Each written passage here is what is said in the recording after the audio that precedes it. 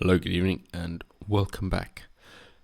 I hope you all observed the 2-minute silence today on Armistice Day for the millions of soldiers who have died protecting the peace and civility that we all take for granted. The millions, if not tens of millions of soldiers who have died across the world over the last 100 years, who have sacrificed their lives for the sake of the rest of us in order to live a life of relative peace and prosperity. And yes, of course, we have our own stresses of trying to make ends meet, and if you're commission based, then trying to ensure that you keep your job and keeping food on the table. But in Britain, you don't have to worry about the concern of being shot or bombed or explosions in your street or having to speak German. You don't have to worry about any of that. And that is solely because of the millions of individuals in decades past who have sacrificed their own lives so that we can enjoy the peace, the orderliness, the tranquility that we take for granted. And maybe I'm too much of a monarchist or sympathetic of soldiers, but I can never praise them enough. I'm not one to suggest war or war as a necessity, but excluding the government for the individuals themselves. Those soldiers, those people, those civilians who have volunteered to fight for their country, who have willingly put their lives on the line, who will pay the ultimate sacrifice so that those people behind them, their family, their friends, their children, their family, can live in relative harmony. I cannot thank them enough. We've all been in difficult situations compared to being on the front lines and willingly sacrificing your life for those behind you, for your family back home. That takes it to a whole different level.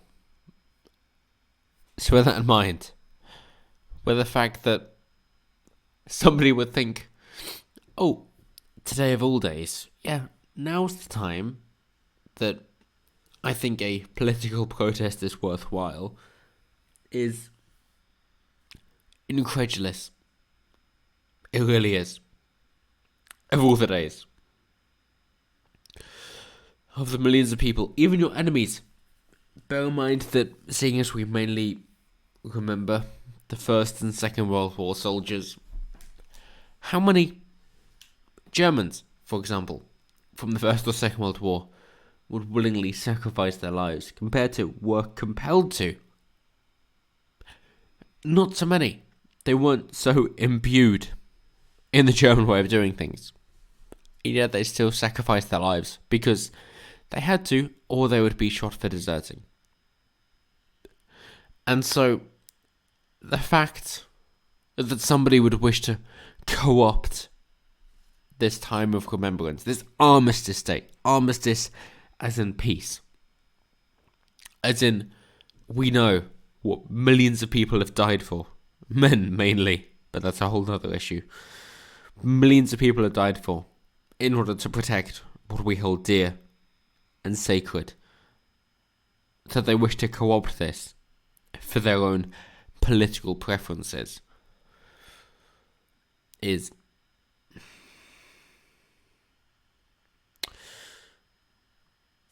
it's horrific. To put it mildly, it's horrendous. But as we see here, as the Mail Online reports, a soldier who glues himself to police cars and Buddhist NHS nurse mother of two are unmasked. I do not give a shit who they are. as Extinction Rebellion protesters who sparked outrage with sent-off protest as Boris Johnson blasts profoundly disrespectful stunt. And that's putting it mildly. Yeah, sure, you might have concerns for your children, your grandchildren, and you may even think yourself similarly to soldiers who have fallen historically in protecting the nation. Yes, you may very well think that. But it is not the same.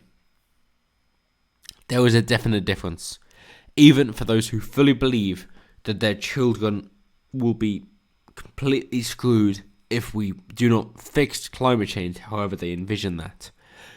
There is a distinct difference between trying to change some habits so that the world is okay for your children and willingly sacrificing your life at risk of being impaled by lead and dying from bullet wounds. There is a distinct difference.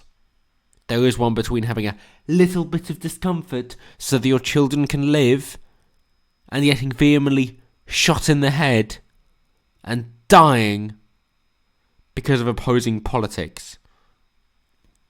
Do not ever conflate the two. But as the Mail Online continues, Donald Bell, don't give a shit about him, and his partner were blasted by furious veterans, MPs, and the families of fallen soldiers, as you would bloody well expect them to be. This is a moment to respect the fallen who are responsible for us to continue our peaceful and orderly ways of life. It is not a chance to push your agenda. Do not bloody well take advantage of a 2-minute silence in order to push your politics, or you will face the wrath. That is not a threat. It is instead a promise.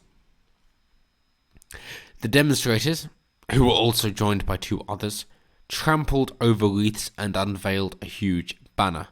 Did they trample? No, they walked between them, misreporting. So they just unveiled a huge banner. That is it. It took police half an hour to take this down, despite one of their cars being parked in sight of the cenotaph. And I'm sure you remember from Remembrance Sunday, when the bagpiper, who was walking back and fro, playing his bagpipes, and hey, maybe there was a risk that he was heading towards the cenotaph. As of yet, is unclear, so we won't cast accusations against him, but he was still pushed to the ground by police. And it's very difficult to correct yourself and break your fall if you're carrying a bloody bagpipe. And hence he was pushed to the floor and then had to get himself up and was trying to be broken up by another veteran to stop fights from erupting. But that is what happened there. And that pretty much explains the story. Feel free to read on as I pause if you do so wish to. But the fact that Extinction Rebellion would wish to try and co-opt a movement in order to push their agenda, I mean, sure, from politicking side of things, it is understandable. But of all the bloody movements to pick, Armistice Day, 100 years on, for the millions who have died in order to protect your way of life, and you wish to ignore the fallen and instead push your own political agenda to say that, yeah, I understand that millions of people have died before me in order to protect my way of life. They have willingly sacrificed themselves in the name of the enemy, faced lead, tasted lead, and died in order to protect what is behind them, which is the country of which has given me fantastic opportunities. And yet, ignore all that and say, well, hey, according to some people that I believe, my children that I probably won't fucking have won't be able to have a good life because China is polluting the world. That is the delineation that you wish to prove. Fuck you. Quite simply. Trying to draw any continuation between the two, any corollary between the two, is distasteful at best and misleading lies at worst. It is definitely disgusting. But that is what they try to do. They realise that what they're doing is not supported. They're aware of this, but they will push nonetheless, because that is the only option that they have. And they deserve everything that's coming with them, and more, because we know that they will not face justice as they should do. But thankfully, the police did take it down, as they should definitely do. But that's all for me. That's definitely all for me. So as always, let me know what you guys think down below. Share, comment, like, subscribe, all the good stuff. And until next time, have a good one. Stay safe.